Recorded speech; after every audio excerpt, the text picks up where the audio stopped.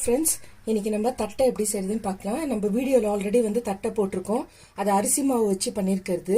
இது இன்றைக்கி நான் கோதுமை மாவும் பைத்தம்பருப்பு ஒரு 1 ஹவருக்கு முன்னாடி வாஷ் பண்ணிவிட்டு ஊற வச்சுருக்கேன். அந்த பருப்பை நம்ம இதோட சேர்த்து பண்ண போகிறோம். அரிசி மாவு தட்டில் நம்ம கடலைப்பருப்பு வேர்க்கடலாம் போட்டு செய்வோம். இது நார்த் இந்தியன் ஸ்பெஷல். இது பேர் மட்ரின்னு சொல்லுவாங்க. இதுக்கு தேவையானது 1 கப்பு கோதுமை மாவு எடுத்திருந்தா அதில் 1/4 கப்புக்கு தான் பைத்தம்பருப்பு, பெருங்காயத்தூள், ஒரு 2 ஸ்பூனுக்கு எண்ணெய் எடுத்திருக்கேன், கொத்தமல்லி பொடியாக கட் பண்ணி வச்சுருக்கேன், கொஞ்சம் தேவையான அளவு உப்பு எடுத்திருக்கேன், ஓமம் 1 ஸ்பூனு, 2 பச்சை மிளகாய் காரத்துக்காக பொடியாக கட் பண்ணியிருக்கேன். இப்போ வீட்டில் குழந்தைங்கெல்லாம் சாப்பிட்ற மாதிரி இருந்துச்சுன்னா நீங்கள் ஒரு 1/2 ஸ்பூனுக்கு வெறும் பிளைன் சில்லி பவுடர் சேர்த்துக்கோங்க. இது எப்படி செய்யுதுன்னு பார்க்கலாம். ஒரு மிக்சிங் பவுல் எடுத்துக்கோங்க. இதில் 1 கப்பு கோதுமை மாவு,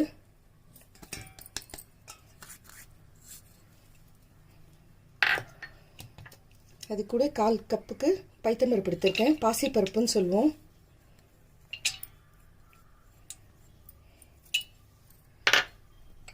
காரத்துக்கு பச்சை மிளகாய், கொத்தமல்லி,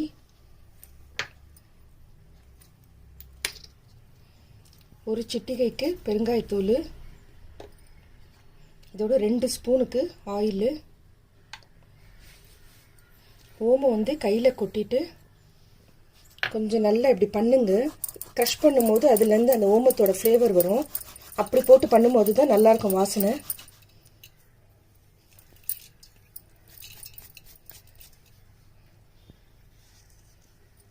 இதுக்கு தேவையான அளவு உப்பு. முதல்ல இதை நல்லா கலந்துட்டு அதுக்கப்புறமா தண்ணி ஊற்றி பிசைஞ்சிக்கோங்க. இப்போ இதெல்லாம் கலந்தாச்சு. கலந்ததுக்கப்புறம் கொஞ்சம் கொஞ்சமாக தண்ணி ஊற்றி பிசைஞ்சிக்கோங்க.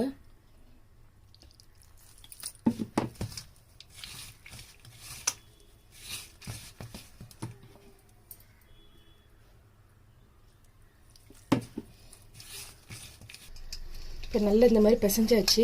இது ஒரு 10 நிமிஷத்துக்கு அப்படியே மூடி போட்டு விட்டுருங்க. 10 நிமிஷம் ஆகிட்ட பிறகு நம்ம பார்க்கலாம். 10 நிமிஷம் ஆயிடுச்சு. இப்போ நம்ம பார்க்கலாம். இப்போ திரும்ப இன்னொரு தடவை மாவு பிசைஞ்சுக்கோங்க.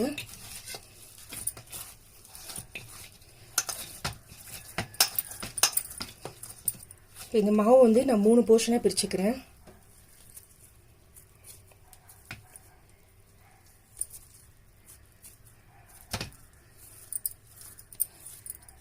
இது ஒன்றுத்தில் மட்டும் இப்போ நான் உங்களுக்கு தட்டை செஞ்சு காட்டுறேன்.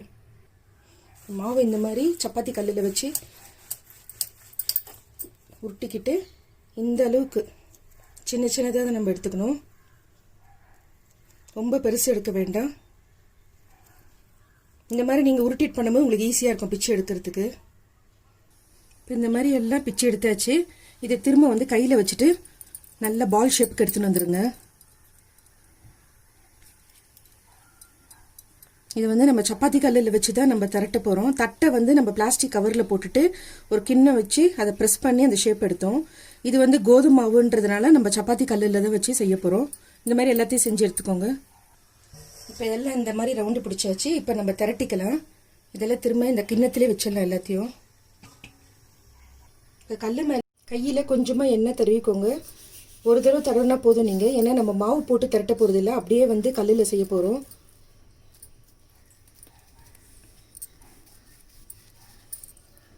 இந்த மாதிரி திரட்டி எடுத்துக்கோங்க. எல்லாத்தையும் திரட்டி ஒரு தட்டில் வச்சுட்டு அப்புறம் எண்ணெய் சூடு பண்ணதுக்கப்புறம் நம்ம ஒன்றா பொரிச்சு எடுத்துக்கலாம். அவ்வளோதான். இந்த மாதிரி செஞ்சுக்கணும் எல்லாமே. இப்போ பாருங்கள், எல்லாம் இந்த மாதிரி திரட்டி எடுத்து வச்சுக்கோங்க தட்டில். எண்ணெய் காஞ்சிடுச்சு. இப்போ நம்ம பொரிச்சு எடுத்துக்கலாம். பேனில் எண்ணெய் ஊற்றி எண்ணெய் காஞ்சிடுச்சு. நம்ம திரட்டுற நேரத்தில் ஊற்றி வச்சோம், எண்ணெய் காஞ்சிடுச்சு. இப்போ இதை போட்டு பொரிச்சு எடுத்துக்கலாம். கொஞ்சம் பெரிய பேனில் வச்சிங்கன்னா ஒரே டைமில் நீங்கள் ஒரு 3 கூட போட்டு எடுத்துக்கலாம்.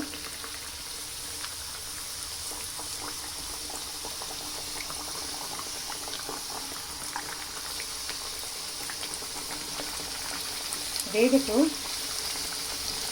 இப்போ ஒரு பக்கம் வெந்துருச்சு, இன்னொரு பக்கம் மெதுவாக திருப்பி விடுங்க. கொஞ்சம் கோல்டன் ப்ரௌன் வரணும். இது நல்லா ஆற வச்சுட்டு ஒரு ஏர்டைட் டப்பாவில் எடுத்து வச்சிட்டிங்கன்னா ஒரு 10 டேஸ் வரைக்கும் கூட ஒன்றாகாது. கிறிஸ்பாக நல்லாயிருக்கும். டீ டைம் ஸ்நாக்ஸாக யூஸ் பண்ணலாம்.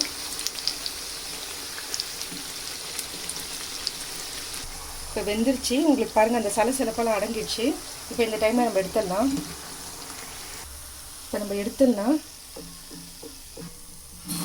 ஒரு தட்டில் வச்சு நல்லா ஆறுனதுக்கப்புறம் நீங்கள் ஒரு ஏர்டைட் டப்பாவில் போட்டுக்கோங்க. இப்போ பாருங்கள் நம்ம எல்லாம் பொரிச்சு எடுத்தாச்சு. நம்ம போட்ட மாவுக்கு வந்துட்டு ஒரு 20 தட்டை வந்துச்சு. இது நம்ம வந்து தட்டைன்னு சொல்லுவோம் அரிசி மாவில் பண்ணுறது. நார்த் இந்தியன்ஸ் வந்து இதை வந்து மூங் டால் பப்படின்னு சொல்லுவாங்க. மூங் டாலுன்றது பைத்தம்பருப்பு இல்லைன்னா பாசிப்பருப்பு, நம்ம பொங்கலுக்கு போடுறோம்ல அந்த பருப்பு தான். அதை வச்சு கோதுமை மாவு வச்சு நம்ம பண்ணியிருக்கோம். இது ரொம்ப நல்லாயிருக்கு டேஸ்ட்டு. இதே மெத்தடில் நீங்களும் செஞ்சு பாருங்கள். பிடிச்சிருந்தா லைக் பண்ணுங்கள். புதுசாக பார்க்குறவங்களா இருந்தால் சப்ஸ்கிரைப் பண்ணுங்கள். மறக்காமல் பெல் ஐக்கானை ப்ரெஸ் பண்ணுங்கள். அப்போ தான் நான் போடுற வீடியோ உங்களுக்கு உடனுக்குடன் நோட்டிஃபிகேஷனில் வரும். Thank you friends.